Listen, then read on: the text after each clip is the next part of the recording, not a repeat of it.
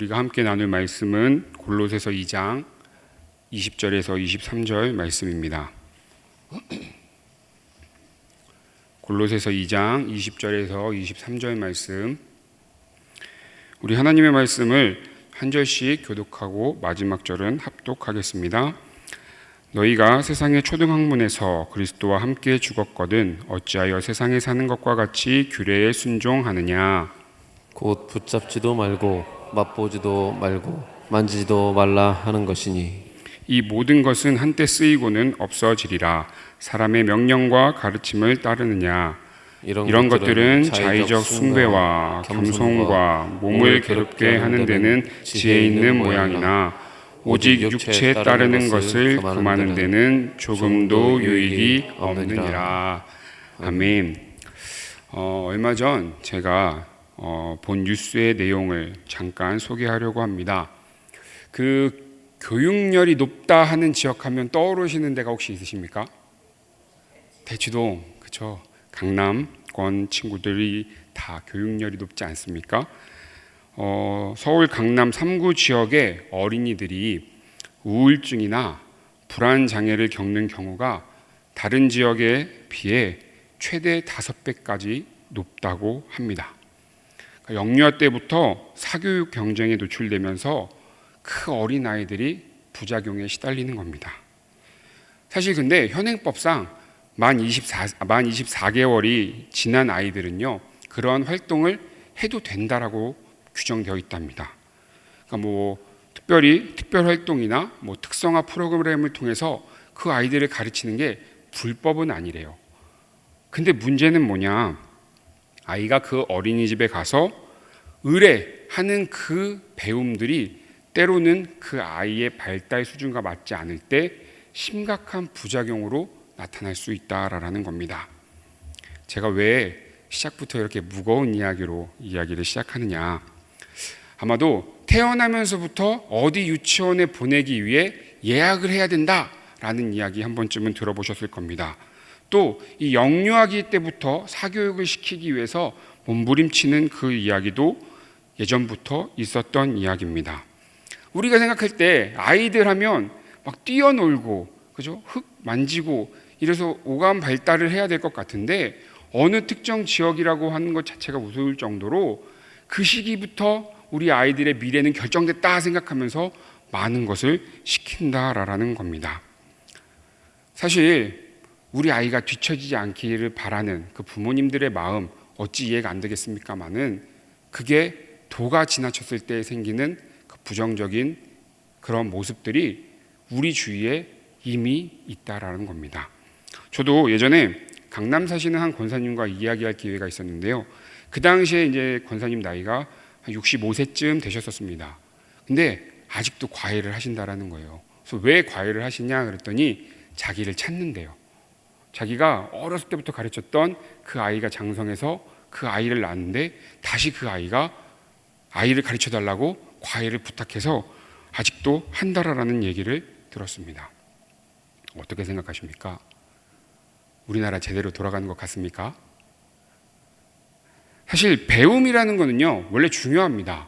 모든 사람은요, 배워서 자신을 성장시키고 한층 더 나은 삶을 바라보고 살아가는 게 당연할지도 모르겠습니다만, 그런데 수많은 사람들이 그렇게 자기 발전을 위해 배우고 또 배우는 이 열망이 그 당연한 것처럼 보이는 것이, 그래서 아이들이 학원에 다니고 사교육을 받고 그렇게 뺑뺑이 돌듯이 하는 것이 뭐가 문제냐라는 인식도 가질 수 있겠지만, 여기서 우리는 한 가지를 짚어봐야 된다는 겁니다. 뉴스에서 접했던 이야기들 중에 1등을 하다가 2등을 했다고 해서 삶을 스스로 마감하는 학생들의 이야기도 있었고, 또 돈을 벌기 위해서라면 사람을 죽이거나 해야 하는 것에 서스럼 없이 하는 사람들의 이야기도 들려옵니다. 또 올바른 방법은 아니어도 성공에만 할 수 있다라면 그 방법을 택한다라는 사람들의 이야기.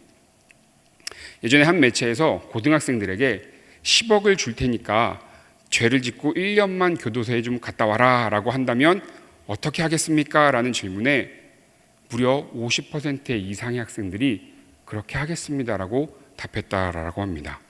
물론 그 아이들이 이제 어른이 되었을 때 그러한 질문의 대답을 그렇게 했던 게 어떻게 받아들여지는 모르겠는데, 우리 성도님들 어떠십니까? 누군가가 10억을 준대요. 대신 1년 교도소에 가야 된대요. 어떤 선택을 하시겠습니까? 단칼에 거절할 수 있으시겠습니까? 그래요. 저만 속물인가 봅니다. 저는 고민했거든요. 10억이면 한 번쯤? 사실 문명이 발달하고 이기가 발달하며 우리가 누리는 것들은 너무나 많습니다. 그래서 더 사람이 사람답게 살아가기 위해 많은 것들이 발전하는 것이지 않겠습니까? 그런데 방금의 질문에서만 봐도 돈을 위해서라면 기꺼이 나를 바칩니다 라는 게 이 세상의 모습이라는 겁니다. 또 우리가 청소를 좀 편하게 해서 내가 그 시간에 다른 일을 하겠다라고 이제 해야겠다고 해서 발명한 게 로봇 청소기잖아요. 로봇 청소기가 청소하면 내가 청소 안 해도 되고 그 시간에 딴 거 할 수 있잖아요. 근데 그 로봇 청소기가 뭘 한다고 합니까?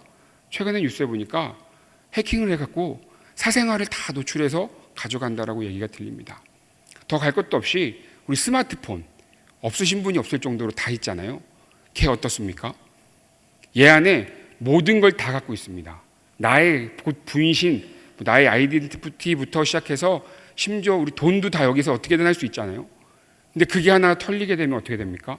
큰일 나잖아요. 우리 일상에서 뗄래야 뗄 수 없는 그러한 것들이 개발되는 이유는 하나였습니다.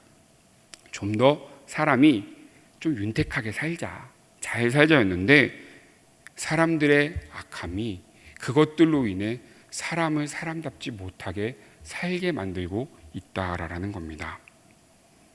오늘 제가 본문을 정하면서 제목을 너는 아래를 보고 나는 위를 바라본다라고 정했습니다. 왜 이렇게 정했는가? 우리가 살아가는 세상은요, 지금 오늘을 살아갈 때 정말로 많은 것들이 이루어져서 많은 사람들이 좀 더 나은 삶을 살아가는 것처럼 보이지만 문제가 수없이 발생하고 있고 우리는 그 걸음걸이 속에서 계속해서 치열하게 부딪히며 아파하며 상처받으며 살아간다라는 겁니다. 그래서 이러한 세상을 살아갈 때에 오늘 말씀을 통해 우리는 어떻게 살아가는 것이 진짜 그리스도인의 모습으로 살아가는 것일까? 이것을 말씀을 통해 나눠보고자 합니다. 오늘 우리가 함께 보고 있는 이 골로새서는요, 바울이 예수님과 함께 했었던 사람들, 그리고 예수님께서 승천하셔서 승천하실 때 그 모습을 보고 예수님의 강림을, 재림을 기다리는 사람들, 또한 예수님이 누군지는 몰랐지만 복음 전달자를 통해서, 예를 들면 사도 바울과 같은 사람들을 통해서 예수님을 알게 되었던 그 사람들, 이 모든 사람들을 향해 쓴 책이 사도 바울의 이야기입니다. 당시에는요, 이 사도 바울의 복음보다 훨씬 더 많은 것들이 그 복음을 가로막고 있었는데, 예를 들면 가장 기본적인 당시의 철학과 수사학, 그 당시에는 가장 학문적으로 뛰어난 게 철학과 수사학이었습니다. 그래서 사람들이 복음이라는 것이 무엇이기 알기 전에 이미 인간은 무엇인가에 대한 고민을 하고 있던 시대가 그 시대였다라는 겁니다. 이런 공격 속에서, 이러한 어지러움 속에서 또 나온 게 뭐냐? 복음인데 변질된 복음. 거짓 교사들이 자신들의 이권을 위해서 퍼뜨리고 나누는 잘못된 복음, 예수 그리스도의 이야기. 그러니까 그런 이야기들을 통해 사람들이 분명히 처음에는 복음으로 세워졌고 예수를 믿었고 이렇게 살아야겠다 결단했는데 조금씩 무너져 가는 겁니다. 그리고 또 사람들이 어떻게 생각하느냐? 복음이면 된다라고 분명 배웠는데 세상을 바라보니까 이거 아닌 것 같은데 해서 자꾸 세상의 이야기에 귀를 기울이기 시작할 때 바울이 이야기를 하는 겁니다. 바울은 이렇게 이야기합니다. 오직 복음은 하나님께로부터 오는 은혜이니 그거면 충분하다. 우리 성도님들께 여쭤보겠습니다. 우리 성도님들에게는 복음, 예수 그리스도 한 분이시면 충분하십니까? 이런 모습이었다는 거예요. 골로새서 그 교인들이 확신에 찼지만 아멘 해도 되는 건가? 맞는 건가? 하는 모습들. 내가 분명히 말씀을 통해 배운 것이 있는데 그것이 실현되지 않는 상황. 그렇다면 어떻게 살아가는 것이 흔들리지 아니하고 하나님만을 의지하며 바라보는 삶일까? 골로새서 2장 6절에 보면 이런 말씀이 있습니다. 그러므로 너희가 그리스도 예수를 주로 받았으니 그 안에서 행하라. 아멘. 예수 안에서 살라는 거예요.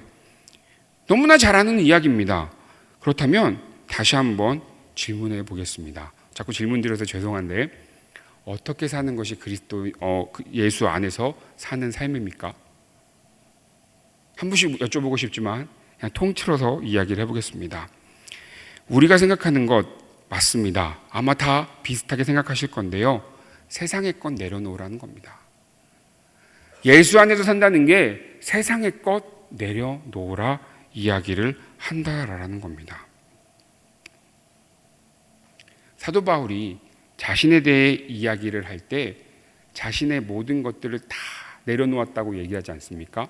자신의 아이덴티티, 자신이 어떠한 사람이었는지를, 자신이 세상에 살아가면서 어떠한 모습이었는지를, 그런데 그것을 다 배설물로 여기고 나는 오직 주를 위해 살겠다 이야기하지 않습니까? 사도 바울이 어떻게 그런 고백을 했을까요?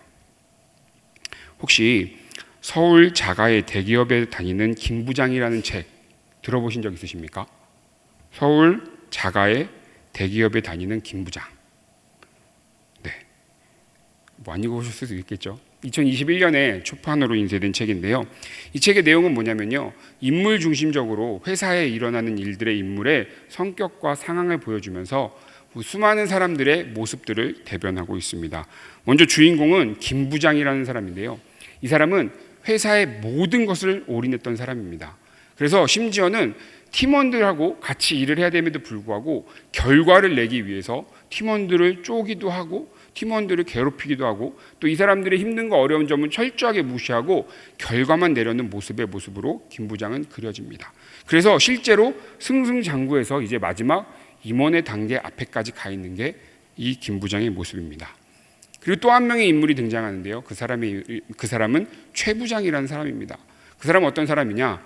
김 부장과는 달리 결과론적으로만 봤을 때는 조금 떨어지는 사람이지만 팀원들의 마음을 공감해주고 팀원들을 응원해주고 팀원들과 함께 뭘 하려는 사람의 모습으로 나옵니다. 그리고 김 부장 팀에는 송 과장이라는 사람이 등장하는데 이 사람은 김 부장에게 계속 조언을 하는 거예요. 김 부장님, 그러시면 안 돼요. 우리 생각도 좀 해주셔야 되고 우리랑 같이 나누시기도 해야 되고 같이 해야 돼요 라고 하면서 김 과장을 어르고 달래는, 어쩌면 김 부장보다는 좀 더 어른의 모습으로 있는 게 송 과장입니다.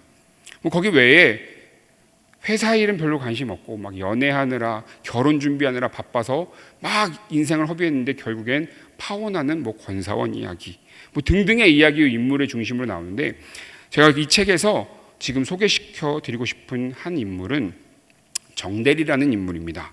이 정대리라는 인물은 어떤 인물이냐? 보이는 것에 아주 많이 신경 쓰는 인물입니다. 그러니까 늘 SNS를 달고 사는 거예요.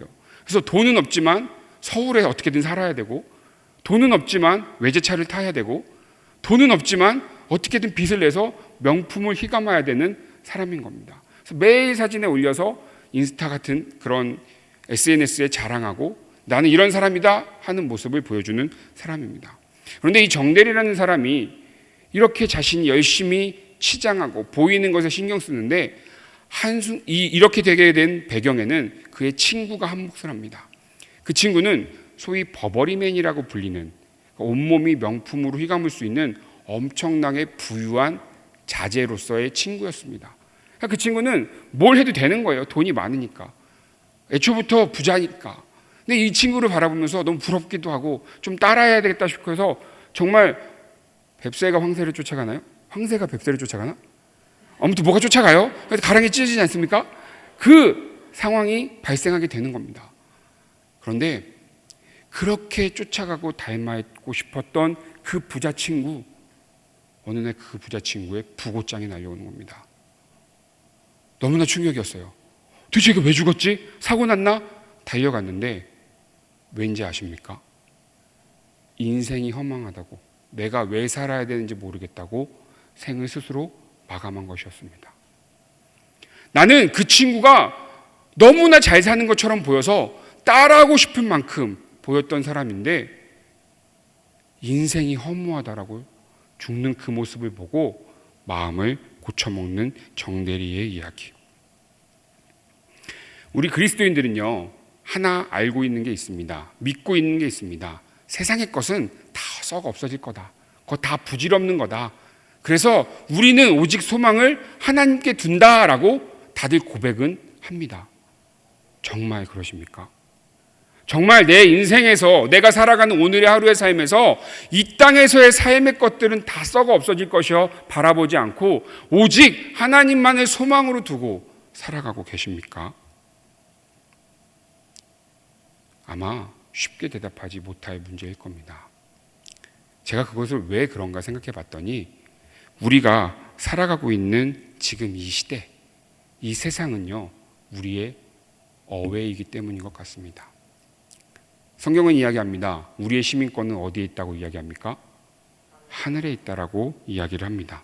이 세상은요, 하나님께서 하나님의 나라에 속한 우리들에게 이 세상을 좀 더 지키기 위해 청지기로, 파수꾼으로 우리를 파송하셨는데 정작 청지기요 파수꾼인 우리들이 자꾸 이 세상에 동화되어 가고 있다라는 겁니다. 하나님의 나라의 방식대로 만약에 이 세상이 통치된다면 정의와 공의와 정직함과 성실함이 주가 되는 세상이었다면, 그래서 그게 주류의 신학이 세상의 모습이어서 우리들이 하나님의 나라의 공동체로 이 땅을 살아갈 수 있다면 문제가 되지 않았을 것 같은데, 잘 생각해 보면 믿는 자보다 믿지 않는 자가 훨씬 더 많은 세상, 죄가 창궐하여 악이 창궐해서 하나님 나라의 가치관과는 관계없이 자기 멋대로, 자기 옳은 대로, 자기 소견대로 살아가는 사람들이 훨씬 많은 이 세상을 살아가다 보니 믿음을 가지고 살아가는 우리들조차도 하나님 나라의 소망만을 바라봐야 된다라고 배웠고 믿었고 깨달았던 우리들조차도 어느샌가 세상을 바라보고 살아가고 있지는 않은지요. 사실 따지고 보면 여기 계신 분들 포함해서 성공하고 싶지 않은 사람 어디 있고 돈 많이 벌고 싶지 않은 사람 어디 있으며 남들보다 더 조금은 나은 모습의 삶을 살고 싶은 마음 왜 없겠습니까? 부끄럽지만 저 또한 그런 사람인 것 같습니다. 저는 어린 시절에 돈을 많이 벌고 싶었습니다. 집이 너무나 어려웠거든요. 제가 좋아하는 음식을 마음껏 먹고 싶었는데 그것조차 먹지 못하는 어려움이 있었습니다. 아버지가 개척교회를 하셨기에 아시죠? 개척교회. 때로는 우리 아버지는 왜 저럴까 하는 생각이 들 정도로 힘든 적도 있었습니다. 그러니 어린 마음에 제일 필요한 게 뭐겠습니까? 돈. 빨리 부자 돼서 아빠 교회주 좀 세워드리고 선교사님들도 많이 계신데 그분들도 좀 도와드리고 세상에 어려운 사람 다 도와주겠다. 큰 포부를 꿨지만 전 여기 서 있습니다. 하나님은요 참 놀라우신 분이신 것 같습니다. 그리고 여기 섰어요. 여기 섰으면 온전히 하나님의 은혜로 나아가야 되지 않겠습니까? 근데 누군가가 목사님 설교를 너무 잘하시는 것 같아요. 그러면 괜히 희죽거리고 좋다 뭐 이러기도 하고요. 오늘 은혜 받았습니다 하면 다음에 더 잘해야지 하며 자꾸 힘이 들어갑니다.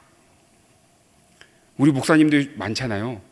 내가 저분들만큼은 해야 될 텐데, 아니 저분들보다 조금은 더 잘했으면 좋겠다, 이런 마음이 생기기도 합니다. 그러다 보니 알잖아요. 부질없다. 그래서 그거 내려놓으려고 저는 매일 발버둥 칩니다. 사실 하나님의 말씀이기에 제가 아무리 열심히 잘 들리기 쉽게 말씀드려도 하나님이 함께 하시지 않으면 아무 소리도 못 들으시고 저 목사 무슨 소리 하는 거지? 이렇게 반응하실 겁니다.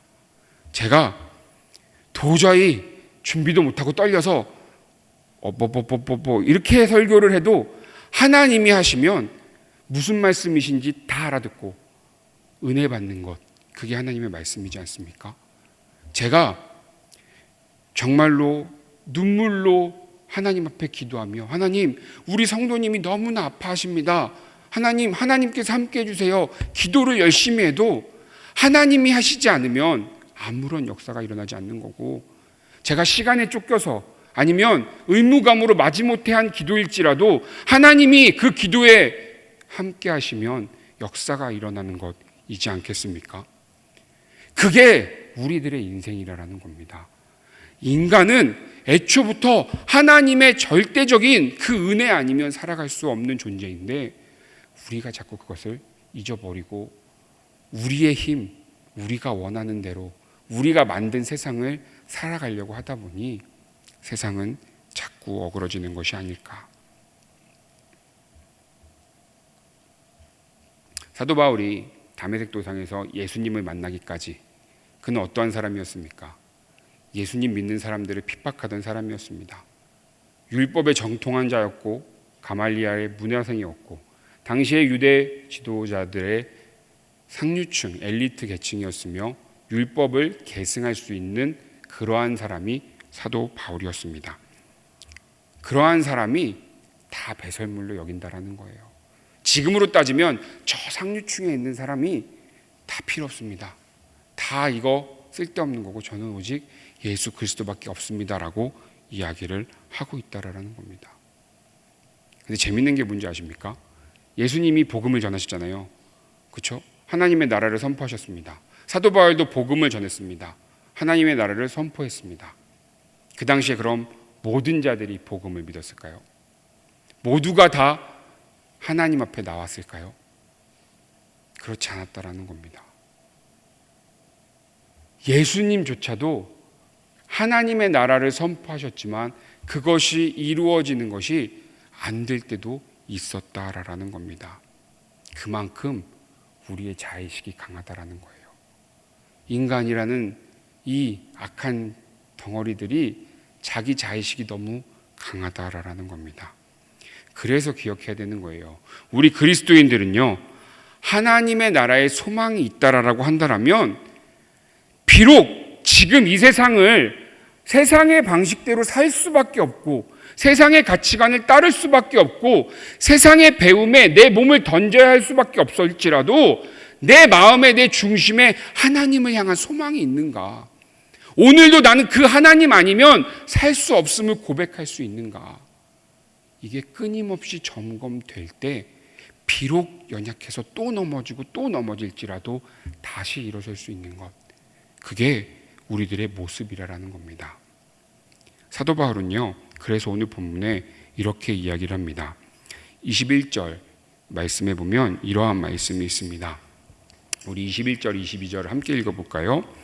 곧 붙잡지도 말고 맛보지도 말고 만지지도 말라 하는 것이니 이 모든 것은 한때 쓰이고는 없어지리라. 아멘. 사실 이 말씀의, 오늘의 말씀의 배경은요, 복음으로 이제 새롭게 된 사람들이 자꾸 유대인의 율법, 이 전통 이런 것으로 회귀하려고 하는 모습 속에 쓰여진 책입니다. 복음이요, 우리를 자유케 했습니다.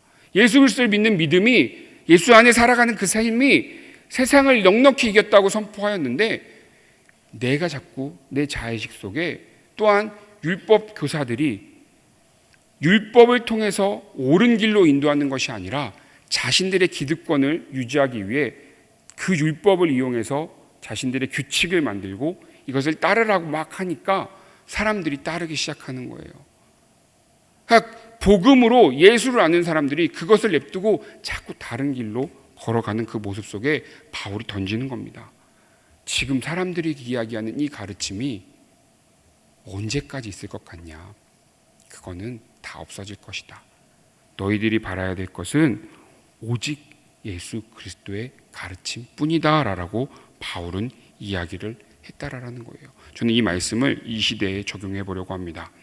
먼저 우리 자녀들 공부하는 시기가 맞습니다. 공부하지 말라는 게 아닙니다.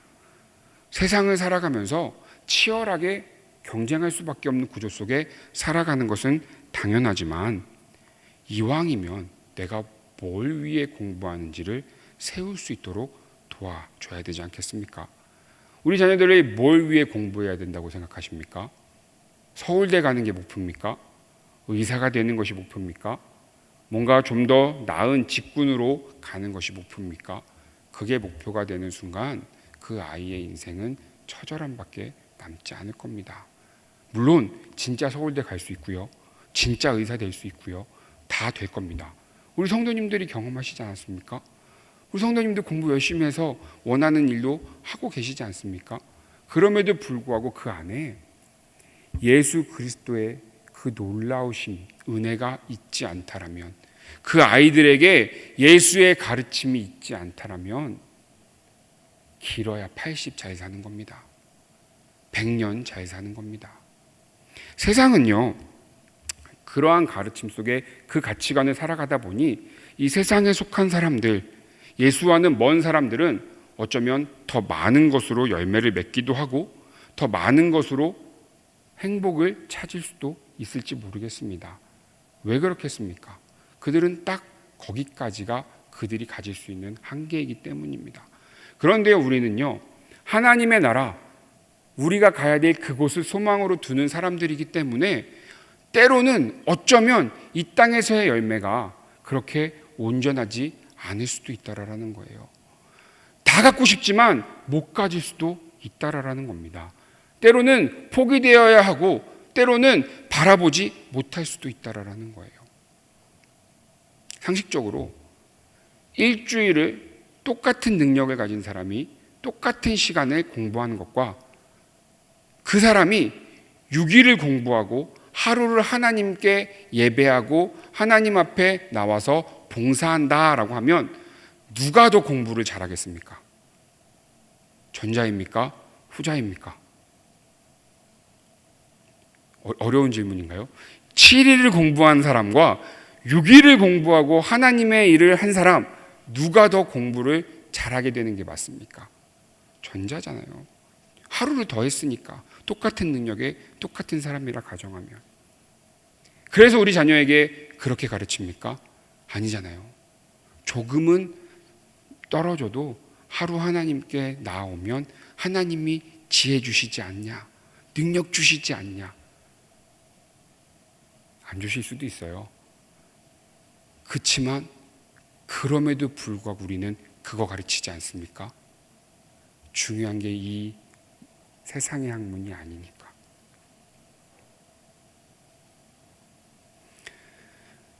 우리는요, 알면서 못하는 것이 너무나 많습니다. 그게 바로 신앙인 것 같습니다. 우리 성도님들, 오늘의 말씀이 어쩌면 어려울지도 모르고 오늘의 말씀이 어쩌면 너무나 쉬운 이야기일지도 모르겠습니다. 안 들어보신 분 없을 거고요, 이 말씀이 오늘 내 삶을 지금까지 인도해온 말씀이 아니라고 말하시는 분 역시 없을지도 모르겠습니다만, 우리는 오늘도 그것이 잘 안 돼서 또 몸부림치고 또 몸부림치는 존재들이라는 겁니다. 그렇게 몸부림치다 보면 어느샌가 이 땅에서에 대한 모든 것들보다 하나님의 나라를 바라보고 그것이야말로 진짜다라고 고백하는 우리들이 되지 않겠습니까? 그러면 그 몸부림 쳐야 되잖아요. 어떻게 하는 것이 그렇게 살아가는 사람의 모습이겠습니까? 똑같은 시간 안 하셔도 됩니다. 적어도 내가 지금 나에게 주어진 환경을 살아낼 때 그 살아내는 삶의 시간보다 적을지라도 하나님 앞에 나아오는 시간을 조금씩 더 가지시길 바랍니다. 말씀을 매일 읽으십니까? 잘 하시는 겁니다. 아직 안 읽으십니까? 읽으셔야 되는 겁니다. 하루에 한 장, 아니면 한 절, 아니면 못 읽으라면 펼지라도, 성경책을 바라볼지라도 하나님의 말씀을 가까이 하려고 조금은 더 몸부림쳐야 됩니다. 매일 기도하십니까? 1분이라도 30초라도 기도할 수 있어야 되는 겁니다. 오늘 내가 일을 하고 있습니다. 내 안에 주님이 동행함을 누리고 원하고 사모하고 계십니까? 자꾸 잊어버려도 그 시간을 늘려가는 것, 그것이 그리스도인이 살아가는 소망입니다. 그런데요, 더 재밌는 거 하나만 말씀드리고 마무리해 보겠습니다. 하나님을 잘 이해할 수 없겠다라고 여기는 지점이 뭐냐면, 어떤 이들은요, 그 결과마저도 세상 사람들보다 더 나아 보이기도 한다라는 거예요. 예수 잘 믿는 것 같아요.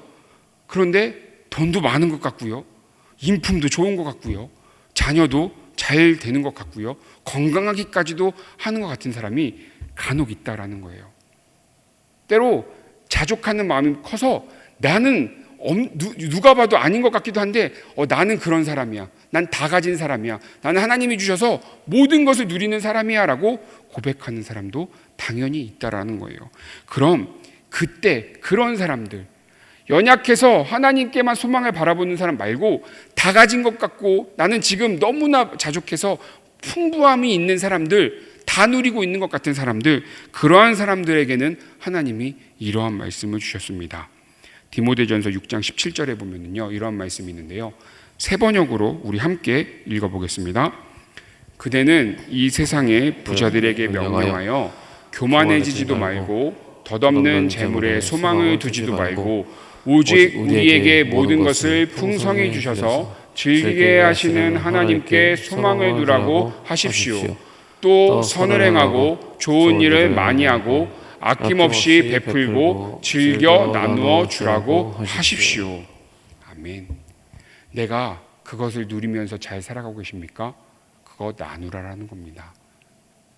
나누는 거 쉽지 않잖아요. 그런데 하나님 앞에 소망을 둔 사람은 쉽게 나눌 수 있다라는 거예요. 내가 하나님 앞에 소망을 두셨습니까? 그리고 내가 가진 것이 충분하십니까? 흘려내 보내라 이야기를 하고 있습니다. 오늘도 우리 주변에 있는 대다수의 사람들은 이 땅의 삶이, 이 땅이 모든 것이 소망이라고 생각하며 살아가지만 우리는 그렇지 않은 존재임을 다시 한번 이 말씀이 새겨주니 우리 하나님 나라의 소망을 둔 자 그 모습대로 살아갈 수 있었으면 좋겠습니다.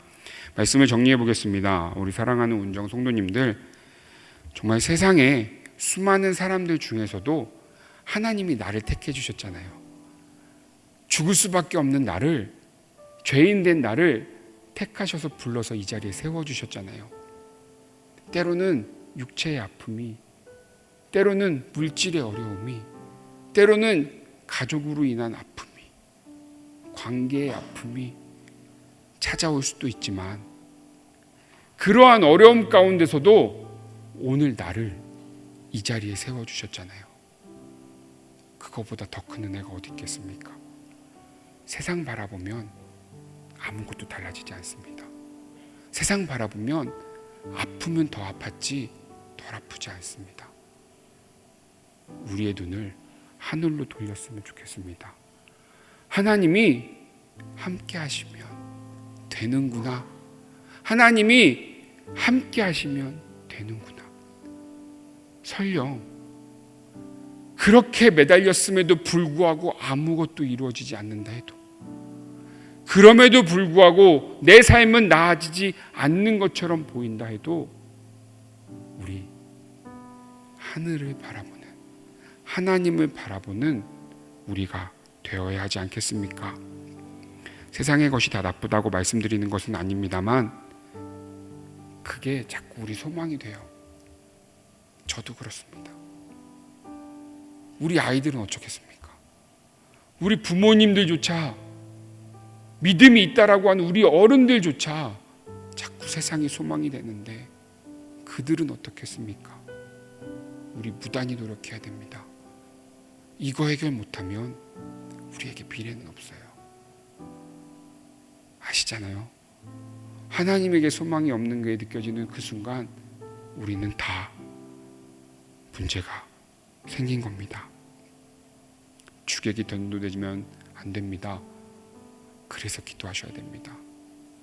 하나님, 우리 믿는 자들이 세상으로 바라보지 아니하고 하나님 바라보게 해주십시오.